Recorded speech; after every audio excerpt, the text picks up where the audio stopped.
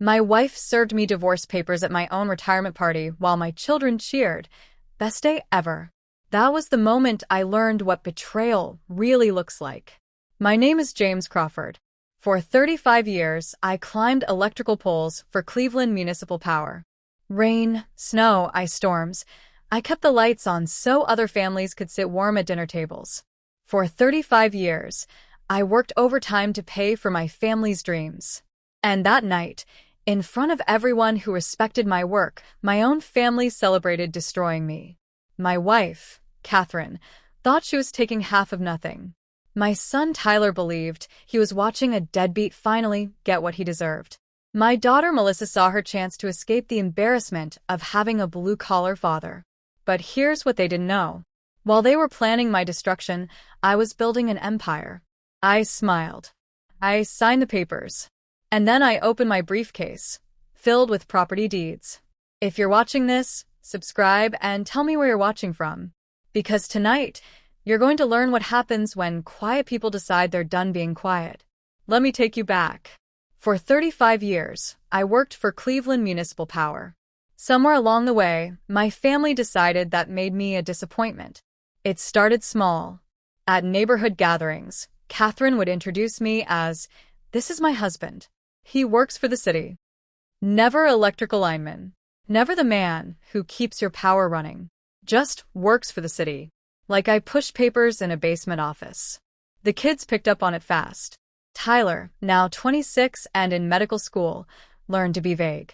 When people asked what I did, he'd say, "Dad's in utilities." Never proud. Never specific. Melissa was worse. At 23, fresh out of her MBA program, she perfected the art of changing the subject. I once overheard her at a coffee shop. Someone asked, "What does your dad do?" She laughed and said, "Oh, he's between things right now." Between things. I'd worked the same job for 35 years. But the moments that hurt most were the ones involving money. When Tyler needed $3,000 for medical school applications, he asked like he was doing me a favor. "Dad, I know you probably don't have this kind of money lying around." I wrote the check without hesitation. 18 months ago. He never asked how I had it. When Melissa needed a co-signer for $30,000 in student loans, she came to me last, after her uncle and 2 family friends said no. "Dad, you're literally my only option." My value was being the last resort. Catherine fed the narrative. At dinner parties, she laughed about my simple needs. Give Jim his boots and his TV and he's fine. Like I was a pet. She complained on the phone to her sister about my lack of ambition. He could have made real money, but he was too comfortable being an employee. What she didn't know was that I was using that employee income very carefully. While she spent money at Target, I studied real estate. While they planned vacations, I studied rental markets. Every overtime shift had a purpose. My first property was a small duplex in Lakewood in 2008, right after the crash. $15,000 down. I fixed it myself on weekends. Within 6 months, tenants were paying $1,200 a month, more than the mortgage. I never told my family. Property 2 came in 2009, then a triplex in 2011, then a small apartment building in 2013. Each one positive cash flow. Each one in my name only. Each one invisible. They saw dirt and exhaustion and assumed failure. They never wondered why I wasn't stressed about money. Never questioned how I always had cash when they needed it. The disrespect became routine. Tyler borrowed money constantly. Melissa treated family dinners like charity work.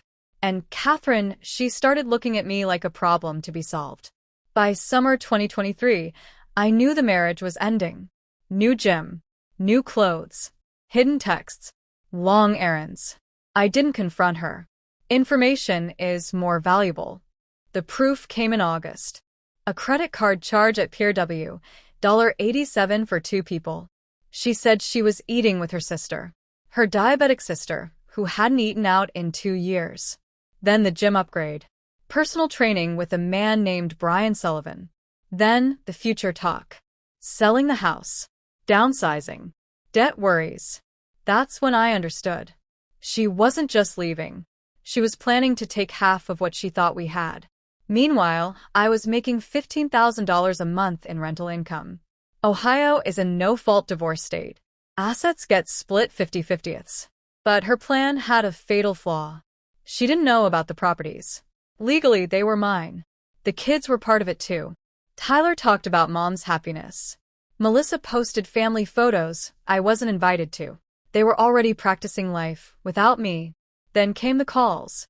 $5,000 from Tyler. $3,500 from Melissa. Not asking. Withdrawing. That's when I knew if I stayed silent, I'd lose more than money. I'd lose my self-respect. It happened on a Tuesday night. 4 of us. Same table. Different energy. We should do this more often, Tyler said. While we still can. While we still can. They talked about my future. About options. About restructuring. Then Tyler said it. You've been an employee your whole life. Asked one question. When you needed money, where did you think it came from? Silence. Then I said her name. Is Brian Sullivan part of the plan too? The silence told me everything. 2 weeks later, October 15th, 2023, my retirement party. She thought she was ending me. Instead, she gave me the perfect stage.